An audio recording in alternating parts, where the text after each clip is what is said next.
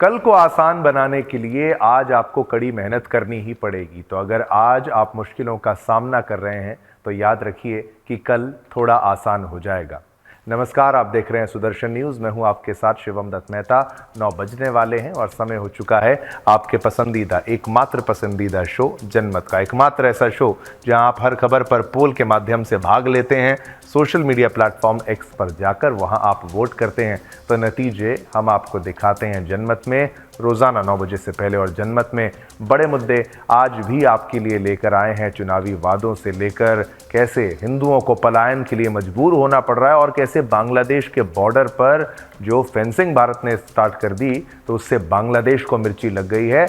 बिना समय गंवाए आज शुरुआत करते हैं पहले मुद्दे की, क्योंकि दिल्ली चुनाव भी बहुत अहम है। क्या कुछ हो रहा है दिल्ली चुनाव में, जनमत का ये सेगमेंट देखेंगे तो अच्छे से आप समझ पाएंगे।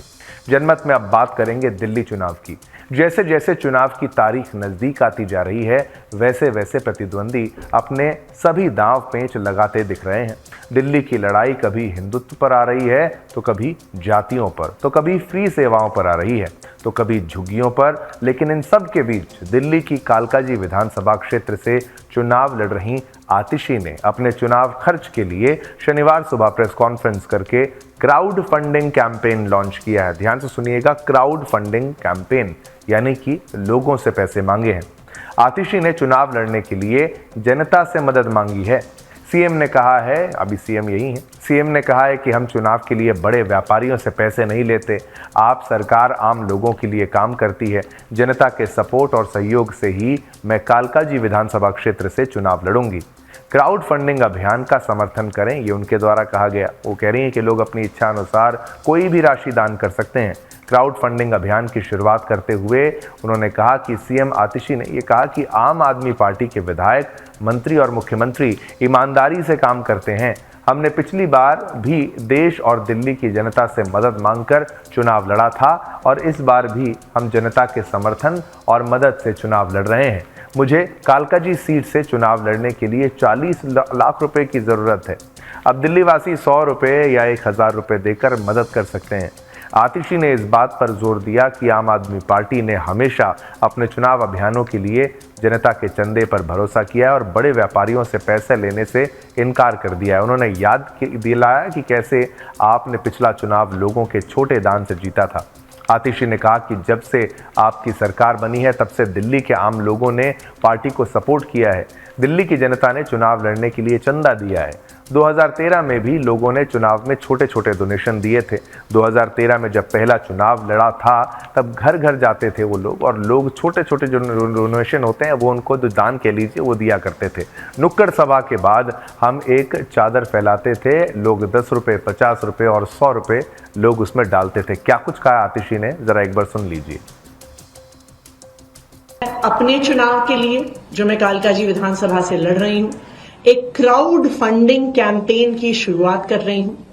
इस क्राउड फंडिंग कैंपेन का मकसद है कि जो 40 लाख रुपए मुझे चाहिए अपनी विधानसभा क्षेत्र में चुनाव लड़ने के लिए, मेरी आज दिल्ली के लोगों से, देश भर के लोगों से अपील है कि वो सामने आए और इस क्राउड फंडिंग कैंपेन में मुझे सपोर्ट करें। atishi.amadmiparty.org, आप डेबिट कार्ड से, क्रेडिट कार्ड से, यूपीआई से इस पे डोनेट कर सकते हैं।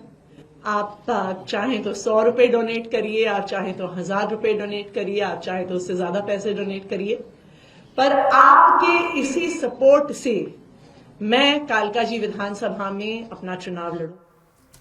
अब दिल्ली की चुनावों की रात में चंदे की बात पर दिल्ली की जनता कितना गौर और कितना समर्थन करेगी ये देखने का विषय है। लेकिन दूसरी तरफ दिल्ली में आरोपों का दौर भी जारी है। चुनाव प्रचार के बीच झुग्गी बस्ती में पहुंचे केजरीवाल ने बीजेपी पर बरसने में कोई जो कमी कसर है वो बिल्कुल नहीं छोड़ी। अरविंद केजरीवाल ने कहा, हमने देखा कि कैसे बीजेपी नेता जो हैं वो झुग्गियों में सो रहे हैं। वे 5-10 साल नहीं सोए, लेकिन पिछले 1 महीने से उनके नेता झुग्गियों में सो रहे हैं। उन्हें झुग्गी वालों से प्यार नहीं है, ये अमीरों की पार्टी है, उन्हें झुग्गी वालों से क्या लेना देना। वे झुग्गी वालों को कीड़े मकोड़े समझते हैं। उन्हें चुनाव से पहले झुग्गी वालों के वोट चाहिए और चुनाव के बाद उन्हें झुग्गी वालों की जमीन चाहिए।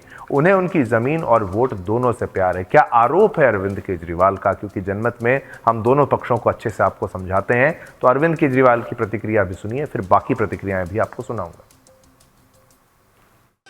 आज मैं आप लोगों के बीच में आया हूं एक बहुत ही खतरनाक बात बताने के लिए। अभी 20 दिन के बाद चुनाव है और ये बीजेपी वाले आजकल झुग्गियों में जा जाके सो रहे हैं। देखो ना, एक नेता इस झुग्गी में, एक नेता इस झुग्गी में, एक नेता उस झुग्गी में। 10 साल नहीं सोए, 10 साल इनको झुग्गी वालों की याद नहीं आई, अब चुनाव में याद आ रही है। इनको झुग्गी वालों से क्या लेना देना? ये तो अमीरों की पार्टी है, ये गरीबों की पार्टी थोड़ी है। इनको झुग्गी वाले से प्यार नहीं है, इनको आपकी जमीन से प्यार है। गलत तो नहीं कह रहा भाई साहब? इनको आपके वोट से प्यार है। कह रहे चुनाव के पहले वोट दे दो, सत्ता में आएंगे, और कह रहे हैं उसके बाद ये लोग आपको झुग्गी से बेदखल करके आपकी जमीन छीन लेंगे। कहते हैं जहां झुग्गी वहां मकान। ये कह रहे हैं ना, जहां झुग्गी वहां मकान। ये नहीं बता रहे किसका मकान। ये नहीं कह रहे जहां झुग्गी वहां झुग्गी वालों का मकान, ऐसे नहीं कह रहे। जहां झुग्गी वहां इनके दोस्त का मकान। इनका दोस्त कौन है? कौन है? कौन है?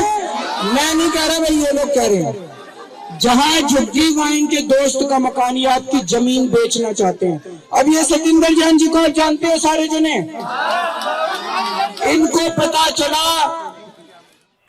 तो कैंपेनिंग करते हुए अरविंद केजरीवाल को आपने सुना। अब आगे बढ़ते हैं। वहीं झुग्गी बस्ती मुद्दे पर केंद्रीय मंत्री हरदीप सिंह पुरी ने कहा, आप झूठ बोलने की फैक्ट्री है, ये ऊपर से नीचे सभी झूठे हैं। प्रधानमंत्री नरेंद्र मोदी ने जब से दायित्व संभाला तब से 4 करोड़ देशवासियों को प्रधानमंत्री आवास योजना का लाभ मिला है और तीसरी बार जब सत्ता में आए हैं तब 3 करोड़ और नागरिकों को इसका लाभ मिलेगा, यानी कुल 7 करोड़।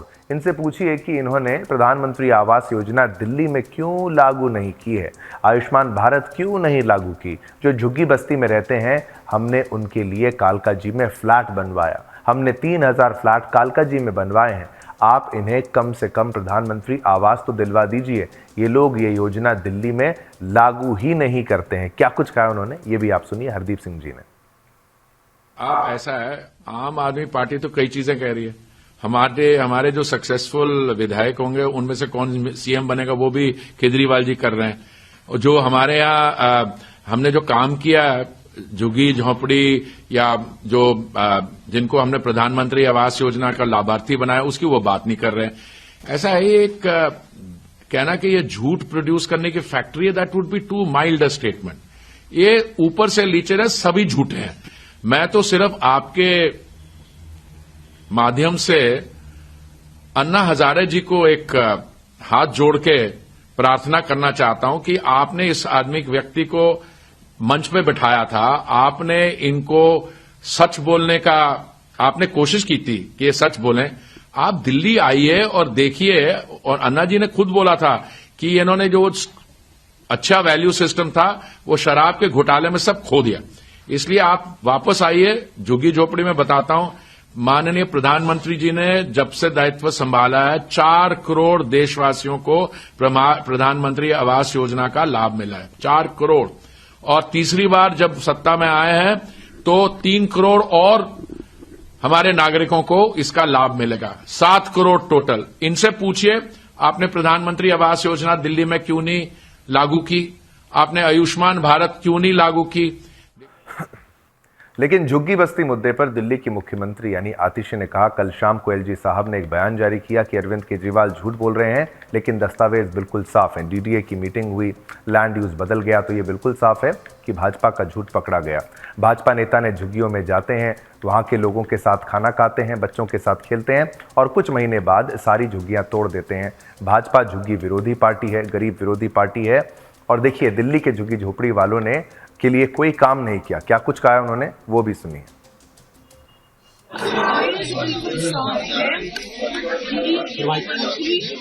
लैंड यूज चेंज हुआ तो बिल्कुल साफ है कि भारतीय जनता पार्टी का झूठ और ये कोई पहली बार नहीं है। गड़गड़ाती हुई ठंड में सुंदर नर्सरी की छुट्टी तोड़ डाली तो ये बिल्कुल साफ है भारतीय जनता पार्टी एक झुग्गी रोटी पार्टी है, एक गरीब विरोधी पार्टी है और झुग्गी तोड़ने के अलावा उन्होंने आज तक। अब इस पर नई दिल्ली विधानसभा सीट से भाजपा उम्मीदवार परवेश वर्मा ने कहा, सभी झुग्गीवासी ये बात जानते हैं कि 10 साल में कुछ नहीं हुआ, कोई विकास नहीं हुआ। अगर किसी को मकान मिला है तो वो प्रधानमंत्री मोदी ने दिया है, इसलिए हर झुग्गीवासी भाजपा के साथ है। क्या कुछ कहा उन्होंने परवेश वर्मा जी ने, आइए आपको वो भी सुनाते हैं। मेरे पास में कल ही 6-7 भाई बहन आए, उन्होंने बताया कि वो भारती नगर में रहते हैं नई दिल्ली विधानसभा में, और उन्होंने आज से 13 साल पहले 12-13 साल पहले 70,000 रुपये दिल्ली सरकार में जमा कराया था। बार बार वो अरविंद केजरीवाल से मिलने की कोशिश करी, वो उनसे नहीं मिला और हमेशा ये बोलते रहे कि 2-3 महीने में आपको हम वहाँ पे मकान दे देंगे। आज तक ये लोग अपनी झुग्गियों में रहते हैं, इनके साथ में कोई भी वायदा पूरा नहीं किया। और ये तो एक ही कॉलोनी के लोग हैं, इनके और भी बहुत सारे भाई बहन हैं। पूरे दिल्ली में हजारों की संख्या में ऐसे लोग हैं जिनसे पैसा ले लिया गया और उनको मकान नहीं दिया गया। दूसरी तरफ पिछले 2-3 साल में जितनी भी दिल्ली में झुग्गियां टूटी हैं वो सारी एमसीडी ने तोड़ी है। एमसीडी में आम आदमी पार्टी की सरकार है। आम आदमी पार्टी की सरकार बिना केजरीवाल के इशारे से चल नहीं सकती है। तो वहीं दिल्ली चुनाव में जाट आरक्षण का मुद्दा भी उठाया गया है। आप के राष्ट्रीय संयोजक अरविंद केजरीवाल ने कहा, मैं सिर्फ भाजपा से जानना चाहता हूं कि दिल्ली के जाट समुदाय को केंद्र की ओबीसी सूची में कब जगह दी जाएगी। साथ ही इस पर भाजपा उम्मीदवार हरीश खुराना ने कहा, अरविंद केजरीवाल और उनकी पूरी की पूरी टीम झूठ की दुकान है। अफवाह फैलाने का उनका वो चलन है, अब वो लोगों के सामने आ रहा है। वे यानी अरविंद केजरीवाल दिल्ली का चुनाव हार रहे हैं, जो उन्हें नजर भी आ रहा है। इस हार की बौखलाहट में वे लोगों को भ्रमित करने के लिए तरह तरह के झूठ बोल रहे हैं और लोग अब राह देख रहे हैं कि डबल इंजन की सरकार दिल्ली में बने। क्या कुछ कहा है वो भी आपको सुनाते हैं। भारतीय जनता पार्टी वाले मेरे को खूब गालियां देते रहते हैं। मेरे उनसे निवेदन है कि गालियां को तो देते रहो, मुझे कोई दिक्कत नहीं, आप खूब गालियां दो, बस इसका जवाब दे दो कि जाट समाज का जो दिल्ली की ओबीसी लिस्ट में है उसको केंद्र की ओबीसी लिस्ट में कब डालोगे। प्रधानमंत्री जी इस चुनाव के दौरान समय समय पे दिल्ली आएंगे, दिल्ली आके वो भाषण देंगे। इस बात का जवाब दे दें कि जो उन्होंने 2015 में आश्वासन दिया था और जो उनके गृह मंत्री ने 2017, 2019 और 2022 में आश्वासन दिया था, वो जाट समाज को, दिल्ली के जाट समाज को केंद्र की ओबीसी लिस्ट में कब डालेंगे ये बता दें। जम्मू कश्मीर में 40 दिन के लिए चिल्लई कलां का मौसम है। कड़ाके की ठंड में जमकर बर्फबारी हो रही है, मगर दिल्ली और श्रीनगर के बीच पड़ी सियासी बर्फ पिघल रही है। सोनमर्ग में जेड मोड़ टनल के उद्घाटन के मौके पर पीएम नरेंद्र मोदी और सीएम उमर अब्दुल्ला पहली बार आधिकारिक तौर पर एक मंच पर आए। इस मौके पर सीएम उमर अब्दुल्ला ने पीएम नरेंद्र मोदी की तारीफ करके जमकर उसमें कसीदे पड़े हैं। पीएम ने भी अपने भाषण में कहा कि मुख्यमंत्री जी ने सोशल मीडिया पर जम्मू कश्मीर की तस्वीरें शेयर की थी, जिसके बाद आपसे मिलने की बेचैनी बढ़ गई। दो नेताओं की आपसी तारीफ उस दौर में हुई है जब उमर अब्दुल्ला इंडी गठबंधन के अस्तित्व और नेतृत्व पर सवाल उठा चुके हैं। आपको बता दें कि पीएम मोदी ने सोनमर्ग में जेड मोड़ सुरंग का उद्घाटन किया है। इस दौरान मुख्यमंत्री उमर अब्दुल्ला और उपराज्यपाल मनोज सिन्हा, केंद्रीय मंत्री नितिन गडकरी भी मौजूद थे। और आपको बताएं, केंद्र शासित प्रदेश के सीएम उमर अब्दुल्ला ने नरेंद्र मोदी को कहा कि योग दिवस पर आपने कहा कि आप दिल की दूरी और दिल्ली से दूरी को खत्म करने पर काम कर रहे हैं। ये वास्तव में आपके काम से साबित होता है। उस दौरान आपने जम्मू कश्मीर के लोगों से कहा था कि बहुत जल्द चुनाव होंगे और लोगों को अपने वोट के जरिए अपनी सरकार चुनने का मौका मिलेगा। आपने अपनी बात रखी और 4 महीने के भीतर चुनाव हुए। अब दिल कह रहा है कि नरेंद्र मोदी जल्द ही राज्य का दर्जा बहाल कराएंगे। उन्होंने पाकिस्तान बॉर्डर पर अमन कायम करने का क्रेडिट भी खुले मंच से पीएम मोदी को दिया। आप सबसे पहले सुनिए कि इस मौके पर प्रधानमंत्री नरेंद्र मोदी ने क्या कहा और उसके बाद किस प्रकार उमर अब्दुल्ला ने पीएम मोदी की तारीफ के पुल बांधे, वो भी सुनिए।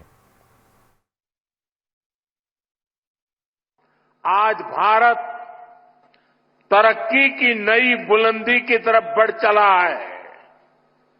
हर देशवासी 2047 तक भारत को डेवलप्ड नेशन बनाने में जुटा है। ये तभी हो सकता है जब हमारे देश का कोई भी हिस्सा, कोई भी परिवार तरक्की से, डेवलपमेंट से पीछे न छूटे। इसके लिए ही हमारी सरकार सबका साथ, सबका विकास की भावना के साथ पूरे समर्पण से दिन रात काम कर रही है। कामयाबी हासिल करने के बाद अंतर्राष्ट्रीय योग दिवस पे आपने श्रीनगर में प्रोग्राम किया था। उस प्रोग्राम के दौरान आपने कुछ बातें लोगों से की और उन बातों के बुनियाद पे लोग जो हैं वो आपकी बातों पे और ज्यादा यकीन करना शुरू कर गए हैं। आपने 3 बहुत अहम बातें अपनी तकरीर में उस दौरान की। आपने कहा कि दिल की दूरी और दिल्ली से दूरी, इन दोनों चीजों को मिटाने पे आप लगे हुए हैं और वाकई आपके काम से ये साबित होता है। 15 दिन के अंदर अंदर जम्मू कश्मीर को लेके ये आपका दूसरा प्रोग्राम है। इससे पहले जम्मू को रेल डिवीजन से आपने नवाजा और उस प्रोग्राम में आपने शिरकत की और आज खुद आप सोनमर्ग आए हैं इस टनल का इफ्तिताह करने के लिए। ऐसे प्रोजेक्टों से न सिर्फ दिल की दूरी बल्कि दिल्ली से दूरी जो है वो कम हो जाती है। उस दौरान आपने जम्मू कश्मीर के आवाम से कहा था कि बहुत जल्द इलेक्शन होंगे, इंतखाबात होंगे और लोगों को अपने वोट के जरिए अपनी हुकूमत चुनने का मौका मिलेगा। आप अपनी बात पे कायम रहे और 4 महीनों के अंदर अंदर जम्मू कश्मीर में आपने इंतखाबात कराए।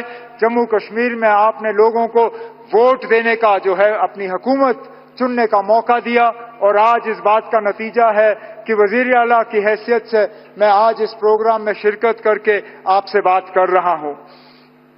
आपने इलेक्शन वो कराए जिसमें लोगों ने बढ़ चढ़ के हिस्सा लिया और सबसे बड़ी बात ये कि कहीं पे भी धांधली की कोई शिकायत नहीं, कहीं पे भी हुकूमत के गलत इस्तेमाल की कोई शिकायत नहीं।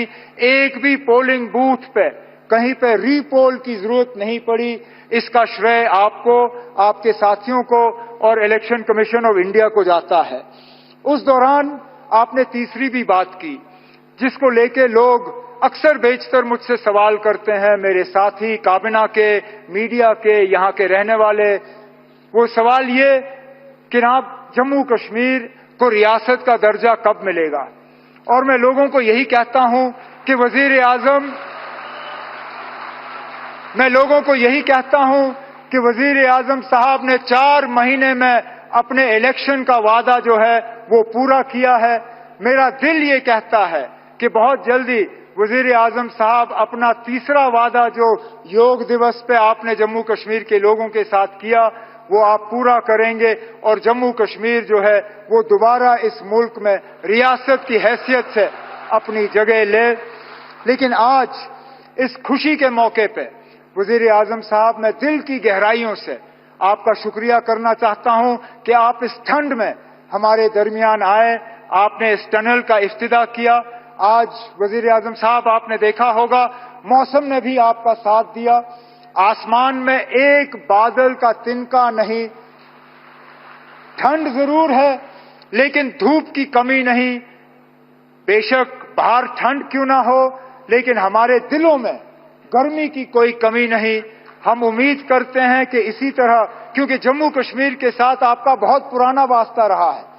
आप अक्सर बेशतर हमें याद दिलाते हैं कि कितनी बार आप जम्मू कश्मीर आए हैं और कितनी बार आप यहां रहे हैं। हम तो उम्मीद करेंगे कि बार बार आप आएं, बार बार आप हमारे दरमियान रहें और इसी तरह हमारी खुशी में शामिल हों। बहुत बहुत शुक्रिया। जय हिंद, जय जम्मू कश्मीर। गौर करने वाली बात है कि जब जेड मोड़ टनल पर आतंकी हमला हुआ था तब उमर अब्दुल्ला ने इसे उग्रवाद बताया था।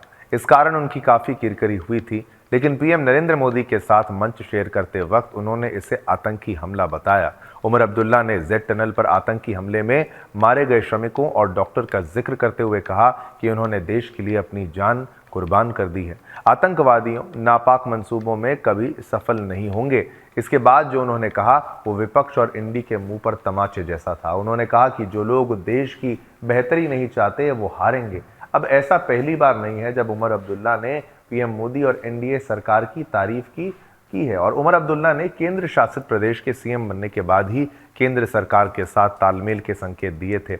उन्होंने राजभवन और सीएम ऑफिस के बीच संभावित टकराव की आशंकाओं को खारिज कर दिया। करीब 3 महीने के शासन में सिर्फ एक मौका आया जब नेशनल कॉन्फ्रेंस ने राजभवन की आलोचना की। उमर अब्दुल्ला की पार्टी छुट्टियों की लिस्ट में शेख अब्दुल्ला की जयंती को शामिल नहीं करने से नाराज थी। हालांकि तब भी उमर खुद बयानबाजी से दूर थे। उन्होंने एक इंटरव्यू में कहा था कि केंद्र शासित प्रदेश का कामकाज का तरीका अलग है। तो आपने देखा किस तरीके से जम्मू कश्मीर की राजनीति में हलचल है। इंडी गठबंधन में भी आपने देखा किस तरीके की हलचल है और अब इसको लेकर क्या बयानबाजियां हो रही हैं। देखिए, इंडी गठबंधन एक परिस्थिति पर आधारित ये शहजाद पूनावाला ने क्या कहा, इंडी गठबंधन एक परिस्थिति पर आधारित गठबंधन था। एमवी अब महाविभाजन अघाड़ी बन चुकी है। दिल्ली में आप और कांग्रेस भी अलग हो गए हैं और बंगाल में टीएमसी और कांग्रेस भी एक साथ नहीं थे। तो ये तमाम बयानबाजियों के दौर में क्या कुछ बयानबाजियां सामने आई हैं, किसने क्या कुछ कहा है, वो भी आपको हम सुनाते हैं। कि चुनाव हर दल लड़ता है जीतने के लिए और मैंने कल दिल्ली में एक प्रेस कॉन्फ्रेंस की थी। हमारी पार्टी का हमने कुछ गारंटीज हैं उसको हमने जनता के समक्ष रखा था। हम अपने आइडिया, अपना रोड मैप, अपना एजेंडा पेश कर रहे हैं। अब ये निर्णय जनता को करना है। दिल्ली के मतदाताओं ने कई बार राज्य सरकार को रिपीट किया, केंद्र सरकार को रिपीट किया। भाजपा और आम आदमी पार्टी को अनेकों बार मौके दिए दिल्ली ने। और जैसा इंडिया गठबंधन के तमाम नेता बोल रहे हैं, हम लोग भी बोल रहे हैं कि इंडिया गठबंधन मजबूत है और पहले से ज्यादा मजबूत रहेगा। लेकिन अलग अलग राज्यों में कभी कभी जो विधानसभा के चुनाव आते हैं उसमें हम अपना अलग स्टैंड लेते हैं। इंडिया अलायंस एक सिचुएशनशिप था, फ्रेंडशिप विद बेनिफिट वाला मॉडल था। फ्रेंडशिप खत्म, बेनिफिट खत्म। और इसीलिए आप देख सकते हैं कि कुछ दिन पहले तक जो एमवीए करते थे महाविकास अघाड़ी, वो महाविभाजन अघाड़ी बन चुकी है। समाजवादी पार्टी पहले ही निकल ली। उद्धव सेना और कांग्रेस अब बोल रहे हैं कि मुंबई का चुनाव अलग अलग लड़ेंगे। दिल्ली में आए तो आम आदमी पार्टी और कांग्रेस जो जून जुलाई में हम साथ साथ है कर रहे थे, अब हम आपके है कौन हो गए, तलाक हो गया उनका। और हमने देखा है कि वैसे भी बंगाल में तृणमूल कांग्रेस और कांग्रेस एक साथ थी क्या, केरल में लेफ्ट और कांग्रेस एक साथ थी क्या, पंजाब में कांग्रेस और आम आदमी पार्टी एक साथ लड़ी क्या, उत्तर प्रदेश में सीट देने से ही मना कर दिया समाजवादी पार्टी ने कांग्रेस को। तो हर जगह इंडी अलायंस जिसका कोई मिशन विशन नहीं है, केवल अपने कंफ्यूजन, डिवीजन और अपने अपने एम्बिशन को चलते वो कैसे बिखर रहा है वो दिख रहा है।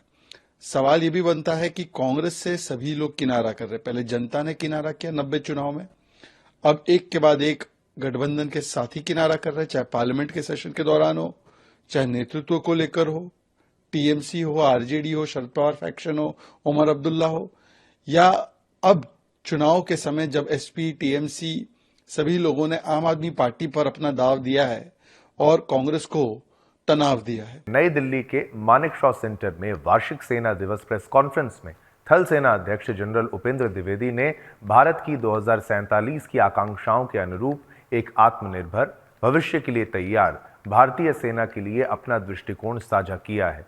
उन्होंने 1,23,000 अग्निवीरों के साथ अग्निपथ योजना की सफलता, अधिकारियों की भर्ती में सुधार जिससे भर्ती की संख्या सालाना 1300 से बढ़कर 1900 हो गई और सशस्त्र बलों में महिलाओं की बढ़ती भूमिका पर प्रकाश डाला है, जिसमें वर्तमान में 1,732 महिला अधिकारी कार्यरत हैं और इस संख्या को बढ़ाकर आप देख लीजिए काफ़ी बड़ी संख्या जो है यहाँ पर 2,03,000 करने की योजना है। साथ ही वर्तमान में सेवा में 310 महिला सैनिकों का विस्तार किया जाएगा, ये भी बात सामने आई। उन्होंने एकीकृत संचालन ब्रिगेड और एआई जैसी उन्नत तकनीकों के माध्यम से आधुनिकीकरण पर जोर दिया है। सुरक्षा के बारे में उन्होंने कहा कि पिछले साल मारे गए 60% आतंकवादी पाकिस्तानी मूल के थे। जम्मू कश्मीर में स्थिति पूरी तरह से नियंत्रण में है और फरवरी 2021 से संघर्ष विराम जारी है। मणिपुर को संबोधित करते हुए उन्होंने नए राज्यपाल द्वारा उठाए गए कदमों के बारे में आशा व्यक्त करते हुए सलाह के लिए पूरे देश के दृष्टिकोण का आह्वान किया है। सुलह के लिए संप्रभुता और राष्ट्र निर्माण में सेना की भूमिका की पुष्टि करते हुए उन्होंने विश्वास और पारदर्शिता के लिए मीडिया के साथ सहयोग पर बल भी दिया है। तो चलिए, ये आपको जो है सर्वोच्च जो फौज है हमारी, उनके लीडर की तरफ से, जो हेड है उनकी तरफ से ये बात सामने आती है तो एक आत्मबल लोगों का बढ़ता है। लोग समझते हैं कि भाई देश आगे बढ़ रहा है और हमारी फौज हमेशा हर युद्ध के लिए तैयार है। अब आगे बढ़ते हैं, अगली खबर का रुख करते हैं, महाकुंभ की बात करेंगे। दुनिया का सबसे बड़ा धार्मिक आयोजन महाकुंभ का पौष पूर्णिमा के पहले स्नान के साथ आगाज हो गया है। सुबह 11 बजे तक ही करीब 80 लाख से ज्यादा श्रद्धालु स्नान कर चुके थे, जो शाम 4 बजे तक 1.25 करोड़ के पार कर गया था। और अब तक की बात करें तो लगभग 2 करोड़ के आसपास श्रद्धालु आस्था की डुबकी लगा चुके हैं। महाकुंभ के लिए 3000 स्पेशल ट्रेनें चलाई जा रही हैं। कानपुर, वाराणसी से लेकर गोरखपुर तक स्पेशल बसें भी चल रही हैं। महाकुंभ की हर अपडेट आप सुदर्शन न्यूज़ पर देख सकते हैं। हमारी साथी लावणी भी ग्राउंड जीरो पर मौजूद हैं, जो हर पल हर अपडेट लगातार हम तक पहुंचा रही हैं। अब हम आपको बताएंगे इस महाकुंभ में स्नान करने वाले सिर्फ हिंदुस्तानी नहीं बल्कि विदेशी धरती से भी तमाम श्रद्धालु आस्था की डुबकी लगाने के लिए वहां पर आए हैं। और इस महापवित्र संगम में आस्था की डुबकी लगाने के बाद विदेशी श्रद्धालु काफी उत्साहित भी दिखे। पोलैंड से आई श्रद्धालु ने कहा कि मुझे यहां आकर खूब खुशी हो रही है। मैंने कभी भी ऐसा महसूस नहीं किया था, कभी नहीं सोचा था कि मुझे कभी जीवन में इस तरह का अनुभव मिलेगा। कल मैं भी स्नान करूंगी। महाकुंभ की दृष्टि से कल का दिन बहुत अहम होने जा रहा है। हालांकि आज इसकी विधिवत रूप से शुरुआत हो चुकी है, लेकिन कल का दिन शाही स्नान का है और मैं काफ़ी उत्सुक हूँ। ऑस्ट्रेलिया से आई श्रद्धालु मंजरिका ने बताया कि मैं भारत में पिछले 40 दिनों से हूँ। जब मैं भारत में आई थी तो मैंने सोच लिया था कि मैं किसी भी कीमत पर महाकुंभ मेले में ज़रूर शिरकत करूँगी, क्योंकि ये अपने आप में अद्भुत अनुभव था। इस तरह का अनुभव हमेशा नहीं मिलता है। मैं स्नान करूंगी, मुझे इस तरह का अनुभव देखकर बहुत अच्छा लगा। मैं पेशे से योगा टीचर हूं। महाकुंभ मेले में जापान से आए श्रद्धालुओं ने भी अपने अनुभव साझा किए। उन्होंने बताया कि मैं दूसरी बार महाकुंभ मेले में आया हूं। मुझे यहां आकर अत्यधिक प्रसन्नता हो रही है, जिसे मैं शब्दों में बयां नहीं कर सकता हूं। मंत्र मुग्ध करने वाला वातावरण है। मैं यहाँ पर 2 दिनों तक ही हूँ, जिसके बाद मैं वापस जापान चले जाऊँगा। तो ये जापान के जो यहाँ पर श्रद्धालु आए उनकी तरफ से है। महाकुंभ मेला बहुत ही महत्वपूर्ण है। मैं हिंदू नहीं हूँ, इसके बावजूद ये मेरे लिए बहुत अहम है। मुझे यहाँ आकर खुशी की अनुभूति हो रही है। जापान से आई अन्य श्रद्धालु मिसाकी ने भी माना कि उन्हें शांति का एहसास हो रहा है।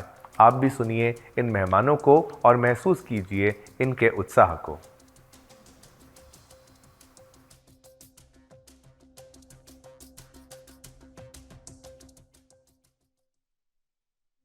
Hello, Christina is here.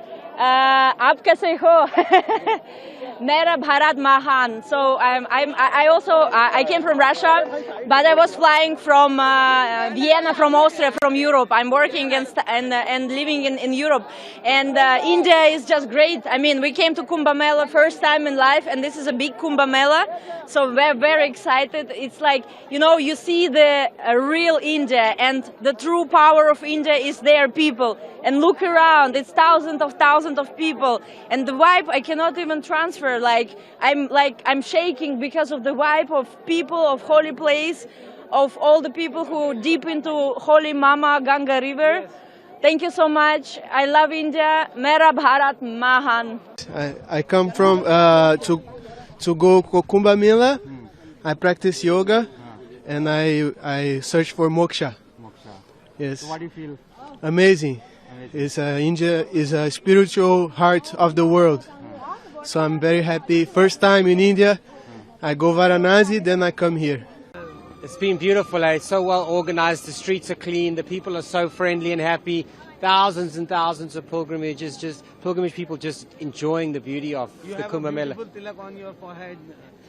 What about this get-up? We practice Sanatana Dharma around the world. We have a Guru Paramahamsa Vishwananda. And we practice Sanatana Dharma, we teach it, we spread it in the West. Yeah. देखिए कैसे पूरे विश्व की जनता सनातन की ओर आकर्षित हो रही है, कुंभ की ओर आकर्षित हो रही है। अब इस महासंगम के दौरान सूरत से प्रयागराज जा रही ताप्ती गंगा एक्सप्रेस पर जलगांव रेलवे स्टेशन से 2-3 किलोमीटर आगे ऐसी घटना हुई जो नहीं होनी चाहिए। इस पर पत्थरबाजी की घटना सामने आई है। सोचिए, इतने पावन अवसर पर जहां महाकुंभ के स्नान में जो है डुबकी लगाने लोग जा रहे हैं, विदेश से सैलानी आ रहे हैं, श्रद्धालु आ रहे हैं, तो यहाँ पर पत्थरबाजी हो रही है ट्रेन पर। ये ट्रेन प्रयागराज कुंभ मेले के लिए जा रहे यात्रियों से भरी हुई थी। बता दें कि यात्रियों ने सूरत की ओर से प्रयागराज की तरफ जाने वाली ताप्ती गंगा एक्सप्रेस पर जलगांव रेलवे स्टेशन के पास पत्थर फेंकने की जानकारी दी। B6 कोच की खिड़कियों के ऊपर पत्थर लगने से खिड़की का कांच टूट गया। पत्थर फेंकने की जो घटना की वजह से कोच से प्रयागराज कुंभ मेले जाने वाले यात्रियों में अफरा तफरी मच गई। रेल यात्रियों ने ट्वीट के बाद जलगांव रेलवे पुलिस थाना में मामला दर्ज करवाया।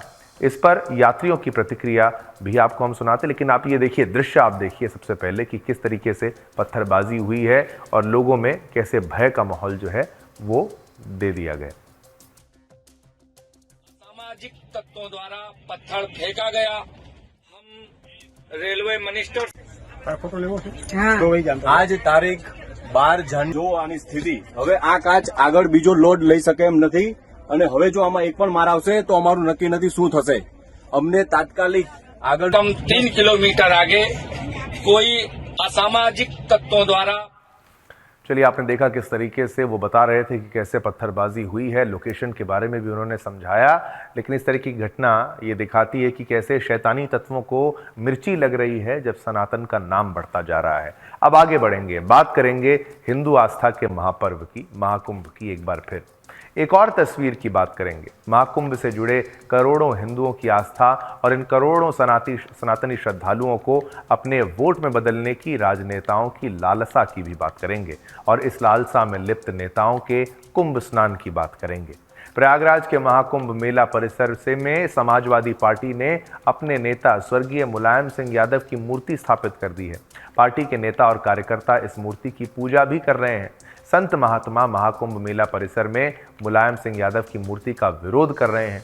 उनका कहना है कि मुलायम सिंह यादव का राजनीतिक कद चाहे जो भी हो, लेकिन उनका चरित्र सनातन विरोधी और मुस्लिम समर्थक का रहा है। ऐसे व्यक्ति की महाकुंभ परिसर में मूर्ति स्थापित करना सनातन का अपमान है। 1990 में राम मंदिर आंदोलन को कुचलने के लिए मुलायम सिंह यादव ने राम भक्तों पर गोलियां चलवाई थीं। सैकड़ों राम भक्त उस आंदोलन में बलिदानी हुए थे।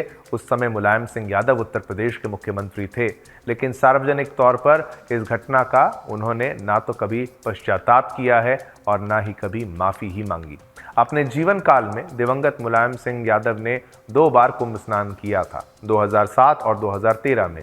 1990 में राम भक्तों पर गोली चलवाने से लेकर 2007 में प्रयागराज कुंभ में डुबकी लगाने के बीच 3 कुंभ और 2 अर्ध कुंभ आए, लेकिन मुलायम सिंह यादव ने कुंभ स्नान करना जरूरी नहीं समझा। 2007 के बाद 2013 में भी मुलायम सिंह यादव ने कुंभ में स्नान किया था। अखिलेश यादव ने भी 2019 के कुंभ में स्नान किया था और 2025 के महाकुंभ में अखिलेश यादव के डुबकी लगाने की खबर तो अभी तक सामने नहीं आई है, लेकिन मुलायम सिंह यादव की मूर्ति का विवाद बढ़ता ही जा रहा है। इस पर हमारी एक स्पेशल रिपोर्ट देखेंगे ताकि मामले की गंभीरता को आप आसानी से समझ पाएं।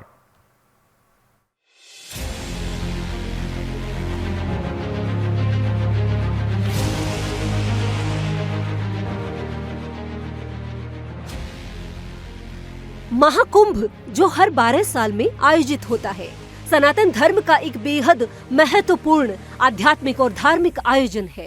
यह आयोजन लाखों श्रद्धालुओं को एकत्रित करता है जो पवित्र नदियों में स्नान करके आध्यात्मिक और धार्मिक जीवन जीने का आयोजन करते हैं।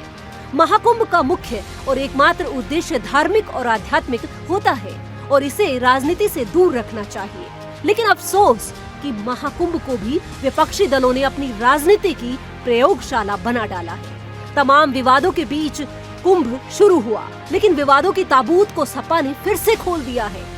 हुआ ये कि सपा ने मुलायम सिंह यादव की मूर्ति ही इस धार्मिक और आध्यात्मिक आयोजन में लगा दी। मुलायम स्मृति का टेंट लगाने के बहाने मुलायम की मूर्ति का महाकुंभ में लगाना एक विवादास्पद मुद्दा है। ये श्रद्धालुओं की आस्था और विश्वास को ठेस पहुंचा सकता है जो इस आयोजन में भाग लेने आते हैं। मुलायम सिंह यादव वैसे भी कई तरह के विवादों से घिरे हुए हैं। उन पर मुसलमानों की तुष्टीकरण के लिए 1990 में कार सेवकों पर अंधाधुंध गोली चलवाने का आरोप है, तो परिवारवाद के भी वे पुरोधा माने जाते हैं। कई तरह की वित्तीय अनियमितताओं और घोटालों के भी उन पर आरोप है। सैफई से लेकर मैनपुरी तक कई तरह के आयोजन भी विवादित रहे हैं और ऐसे में उनकी मूर्ति लगाना जानबूझकर हिंदू बहुसंख्यकों की भावना को आहत करने की चेष्टा के तौर पर ही देखा जाएगा। दुखद बात है कि महाकुंभ को राजनीतिक लाभ और हानि का अखाड़ा बना दिया गया है और इसमें कोई भी विपक्षी दल पीछे नहीं छूट रहा है। मुलायम मूर्ति के विवाद के साथ चंद्रशेखर आजाद का वो बयान भी चर्चा में है जिसमें उन्होंने कहा था कि कुंभ में तो पापी अपने पाप धोने जाते हैं। ये बेहद निचले स्तर का बयान है और चंद्रशेखर ये भूल जाते हैं कि वो जिस समाज से आते हैं या जिस समाज का नुमाइंदा होने का दावा करते हैं, उस समाज से सबसे अधिक लोग ऐसे आयोजनों में शामिल होते हैं, कुंभ में भी आते हैं और इस तरह के बयान बहुसंख्यक हिंदू समाज को बेहद दुखी करते हैं। लेकिन शायद नेताओं के लिए बहुसंख्यक समाज की भावनाओं की कद्र नहीं है, ये देखकर तो ऐसा ही लगता है। Bureau report, Sudarshan news.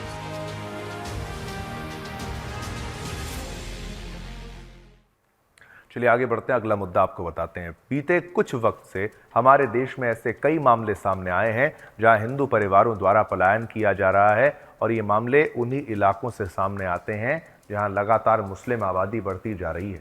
जिन इलाकों में मुसलमानों की आबादी बढ़ जाती है वहां हिंदुओं के लिए रहना मुश्किल हो जाता है। ऐसा ही एक और मामला हरिगढ़ के दाऊदपुर कोटा गांव से सामने आया है, जहां दलित परिवारों ने अपने घरों पर मकान बिकाऊ है के पोस्टर जो हैं वो लगाकर पलायन की तैयारी शुरू कर दी है।